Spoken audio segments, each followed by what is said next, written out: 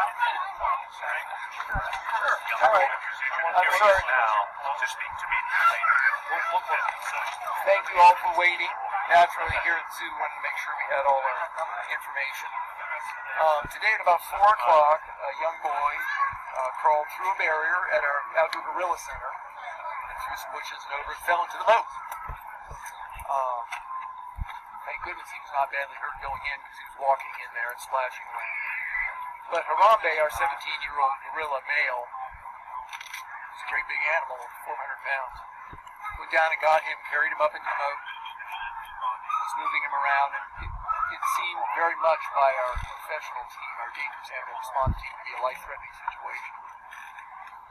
And so the choice was made to put down or shoot Harambe. And so he's gone. The little boy was taken to Children's Hospital, and we don't know his status, but hopefully he's going to be fine. We're not sure about that. It's a sad day all the way around. The right choice was made. It was a difficult choice. We have protocols and procedures. We do drills with our dangerous animal response team. But we've never had a situation like this in Cincinnati Zoo, where a dangerous animal needed to be dispatched in an emergency situation. But the team did a good job, and they made a tough choice, and they made the right choice. Because they saved that little boy's life. It would have been very bad.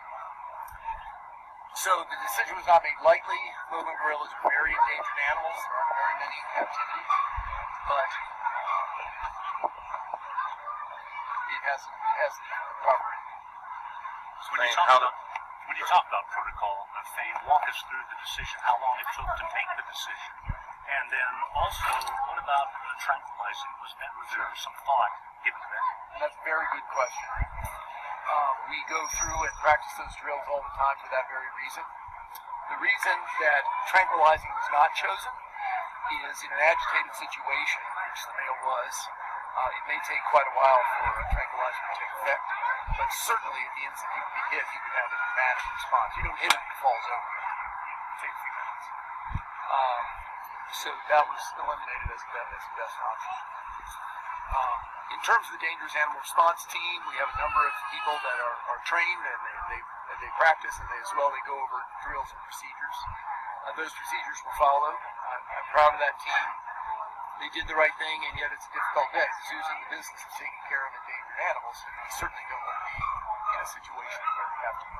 And the initial reaction of the gorilla was not one of attack? Well, you're talking about an animal that's over 400 pounds and extremely strong. So, no, the child wasn't under attack, but all sorts of things could happen in a situation like that. So, he certainly was at risk. Describe to us the enclosure. How did the little boy get in there? He said he crawled through a small spot, but how is it laid out? Well, our outdoor gorilla center, most everyone here has probably seen it in the past. It's been there for over 38 years. We've never had a problem with anybody getting into the moat. There's a railing, a steel railing with wires below. There's bushes. He went, evidently, if I understand, underneath the railing and through the wires, and then to the moat wall, and then over into the moat itself. So did he jump in? Did he fall in? I don't know that, but I'm glad he didn't fall on his head. We heard from witnesses that the child was picked up and dragged around by the gorilla. Is that true? That was true, or that is true, and that's the reason it was determined it was a life-threatening situation. Thane, who shot the gorilla? A security person or yes. A keeper? Well, a member of our dangerous animal response team, who's a zoo employee and is one of our trained responders.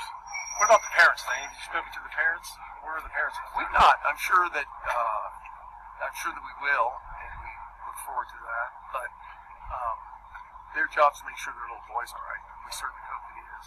Thane, since you haven't had a situation like this before, what are the safety and security measures that the zoo will look at? Sure. Well, we have a very robust security team and security program, and so they've already had an initial debrief of what went on where, and we'll follow up with that as well. The exhibit is safe, but we will look at that as well and make double sure that all's well. So yeah, we have a whole process of reviewing the safety situation. Were there any other animals inside that area when all this happened? There were 2 female gorillas, and they went inside. They were called in. The male, given the situation, stepped away.